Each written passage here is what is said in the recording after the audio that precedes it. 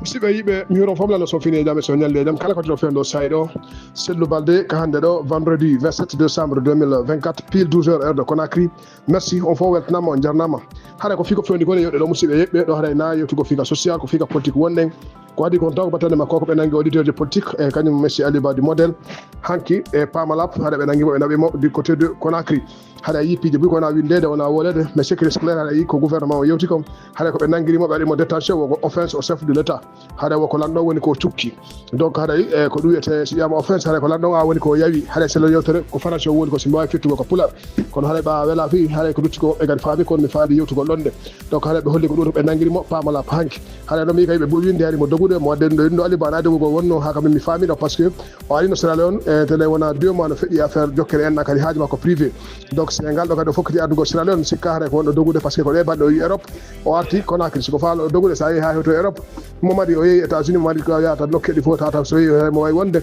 mi sikka ko Sierra Leone ɗo dogayno o ara donc haɗa kono ɓawi noon men Sierra Leone ɗo kadi hino yayi men goye wonde onon ɓe windoɓe wola surtout onon ɓe wasanediɓe o yafoto ko waɗi woɓe cukkoɓe menen kono si Allah jaaɓi ñande go so wattana ila waɗe ɗo tata kala ko watta ɗo ko décision ko amen ga iwrata mayin tum par ce que fi honnu sa cukkiti goɗɗo panni tawi kadi o tigui ko woni ko mo jokki ko yeɗɗi kon haɗay ko ɓe jangga makko piiji goto ɗon duwa janggol amen piiji gon tonde kono haɗa kadi wona e hoore yawde e hoore ɗuma voilà mi yewta tun ha wona ɗon de haɗa ka surtout kadi e téléma gonɗo sengo haɗay condamnation ji ɓuy waɗi sengo nokkeji ɓuy hiɗande makka parti politique makko hiɗande makka parti politique ji leydi ha société civil ji ɗin ha nokkeji ɓuy condamnation ji ɓuy waɗi kono haɗa wona kanko ɗoni no nanguira ɗo ni au moins mimine ça vaut mieux ça fait fion nous parce que anda ko autorité on jogimo mo joga ka nanda kadi ko juuɗe laamu ngu ngo woni donc haɗa y a pas de problème là dessus so non tigi sinangima ɓe ɗon ka police ma ka don lameri ɓe déposé yama ton hay goto hultanake go finno surtout waɗo politique mais ko yago tun tawa goɗɗo suudma ko kudunu nango yaade otoje waɗɓe kufunaji masque jogui pinka nanga goɗɗo hoore lawol naɓa a anda ka o tigi yaari goɗɗo noon ɓuuri hulɓirade musidɓe e leydi ɗum noon ɗum ko nambara molnaɗo ko so on tigi yaade na tun nangama e naɓa malheureusement kadi ɗo kadi wona convocation waɗa ana e hunde waɗa ana tun nango tin nanga donc haɗay no hulɓini mais c'est clair on politique huno da nanguede surtout seeɗa e yiɗa andi ko hombo ma nangude ko so andano ko ma nangude wonɗa on politique wonɗa on social wonɗa kala ka wonɗa haɗa eɗa huuli donc haɗa no kadi ko faamigo jama ɗum noon haɗa ɓe holli ɓe portima ko waɗe conférence de presse hande si waɗi conférence de presse ɓe holli haɗa no woodi détail ɓe wata jonde go fi battanema on programme ɗon de inchallah haɗa ko ɗuyete fewndo sayɗo leydi men ndi hay goto daɗa donc ɓe tori Allah yo Allah waɗu jama on daɗa par ce que sinama hay goto daɗa hay fof no huuli par ce que eɗen andi kadi woɓɓe Conakry ɗo ɓe fof no andi kono feƴƴi ɗo jemma fewndo si woni ɗo jemma à partir de 22h 23h autoroute comme route le prince fuuji ɗi no wawi ndiyam sa ari wona 36 ɗo jemma tawa blendeje no dari ngalan dari to aya kadi goɗɗo dari goya sengo kadi ka jippo ɗon ko bollum gotum ɓe jotaga to ɓe ala goɗa nagol makka kadi kono fof jippoto ɓe furi a saku ɓe daara fof prête muɗum ɓe feƴƴa sa defi ɗon ko fanno feƴƴi ɗon haɗa ko ɗum on nder ton haɗa ɗon ko a waɗi hoore ma ko waɗa kon donc sa ari kadi par exemple wona e tomboli la même chose sa ari hakkude sango a kisoso la même chose sa ari kadi nokkugel gotel wona bessiaga la même chose sa ari kadi wona telen taneriga la même chose sa ari kadi telen wona hamdallah to la même chose sa ari kadi ka route le prince ton kadi woltaki fof prête muɗum ko gotum donc a andi fof mo kala en fof no huuli par ce que si kamɓe kadi ɓe ala ɗanaɗe joni kamɓe kadi jemma ko futoro heewi haɗa ɓe daari e hoore koye maɓɓe ɓe lando yimɓe piiji ha ko guiteɗaɓe on andi hay goto men daɗa wasmini goto daɗa haɗa mo kala no huuli tigui tigui on haɗa yo Allah faabo en faamo nafoore ko faabo tawata nafa e jama donc haɗa eɗen tori Allah yo Allah waɗu ɗiɗo piiji change e musidɓe si feƴƴi ɗon de kadi toujours aten kadi o programme ko fendi ɗo kon haɗa humpriki ko karama kojo woni ko nanga sengo koya haɗa ɓe accusé mo fi wonandema e warugol paykun e sengo koya ɗon e sengo koya wonki fof on haɗa korama kojo no woni ko won tata hen ñama e juuɗe eɗen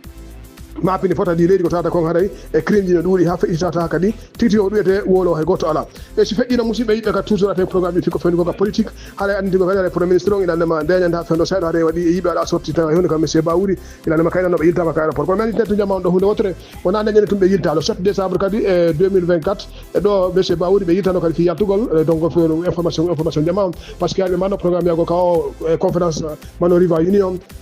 autant pour moi conférence mano conférence mano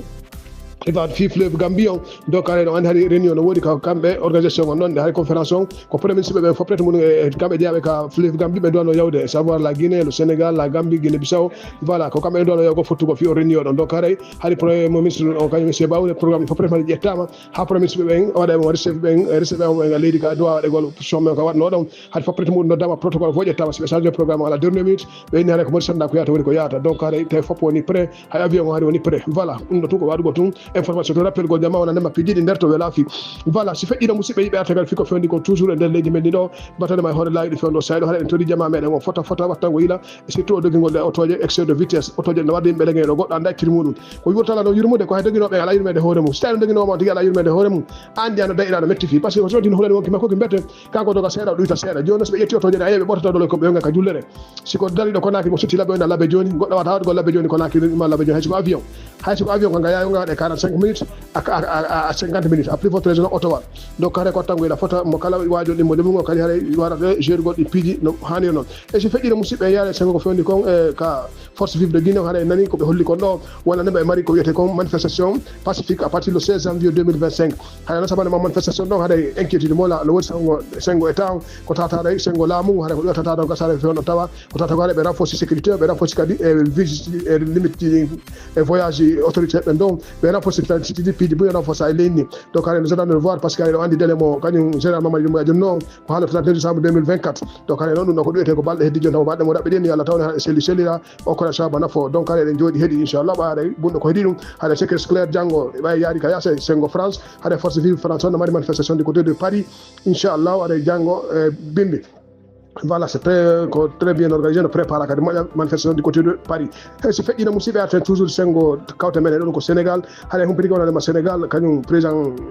kañum premier ministre Ousmane Sonko hannde mo ko assemblée nationale fiyo nuno fiyo hollugol e programme hollugol e projet gouvernemental maɓɓe on ko fi ko ɓe wata kon falagol gonɗen nde ɗo duuɓi koɓe laamiɗo ko si Allah ɗon jaɓi e so feƴƴino ka toujours haɗa Sénégal e nani ko waɗa ko premier ministre on holli kon haɗa communauté ji janani wonɗe leydi maɓɓe nini ɗi duuɓi debbeɗe ɗon haɗa ɓe fof ɓe fermayde si Allah no jaɓi mo kala hewtoya ka muɗum voilà si feƴƴino musidɓe yiɓɓe e yaade sengo hakkude ko fewni hakkude Niger e Nigéria haɗa ɗo andi Niger ɓe wino ɓe yaltika CEDEAO haɗa noon ko kamɓe Nigéria woni ko kerdi ono tension on woni très remonté hakkude toon par ce que président Tiani ko laami Niger fewɗo sayɗo haɗa o accuse Nigéria wondema ɓe faala déstabilise ko leydi makko ni haɗa piiji ɓuuri accuse ɗiɓe haɗa batanema noon ɗum ɗon Nigéria DP selon information ji ɓuuri holli haɗa Nigéria DPC ko wiyete kon ɓay Niger woni ɗum o laɓi kadi renforce sécurité mum hakkude maɓɓe Nigéria haɗa Nigéria kadi ko DPC ko wiyete kon genre de combat ji e piiji ɓuuri ko frontiére hakkude maɓɓe e Niger donc haɗa tension on woni très palpable no wani noon Nigéria e Niger haɗa ko ɗum wiyete kamɓe kadi on probléme ona no woni no andi kadi ko fayɗam ko yimɓe gotuɓe ɓen hikkoyi ka frontiére ɗo ko leñol c'est à dire so wi ko leñol gotol ngol woni ko hoddiri ɗon télé ka frontiére noon par exemple joni e sinama joni par exemple wona forêt karia ɗo andi forêt karia une partie go wona forêt karia ko soso une partie par exemple nanda séréal ga partie go hikkoɗo ka frontiére ga on haɗa ko wona soso c'est-à-dire ko no wayi donc haɗa no tawano ko tawata mon buyi accuse no Nigéria toon hooleɓe toon kam ministére ɗuma accuse no ɓe fisalago go intervention Nigéria on fi argon ɗum intervenant Niger kono haɗa joni Niger woni tata dartani ke Nigéria haɗa fayda ko woni o joni ko Nigéria ɓen daranade ɓe ataka ɓe wola piiji buy tigi ti yomɓe waɗa piiji buy kono haɗa voilà et on va suivre le dossier si Allah ɗon jaɓi e si feƴƴino musidɓe yiɓe toujours kadi yaade sengo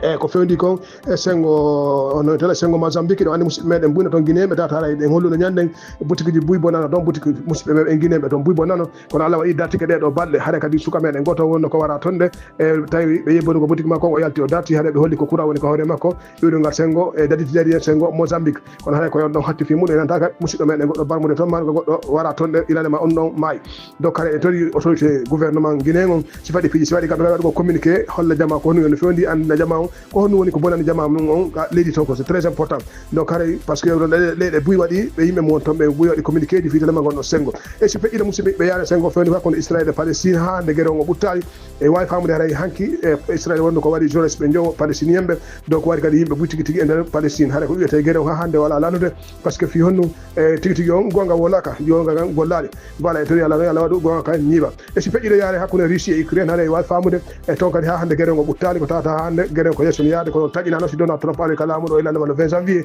no gasa e nder après 3 mois ka gueɗe o wawa stabilisade o deƴƴa par ce que no gasa eɗen taƴini ɗum ɗon mais cela ne fien eɗen habbiti haɓaga kono kono ɗum ɗo soñji aduna Allah foppete muɗum soñji miskino e marɗo fewndo o sayɗo on gueɗe ɗon ɓayade si joma dole en piiri ko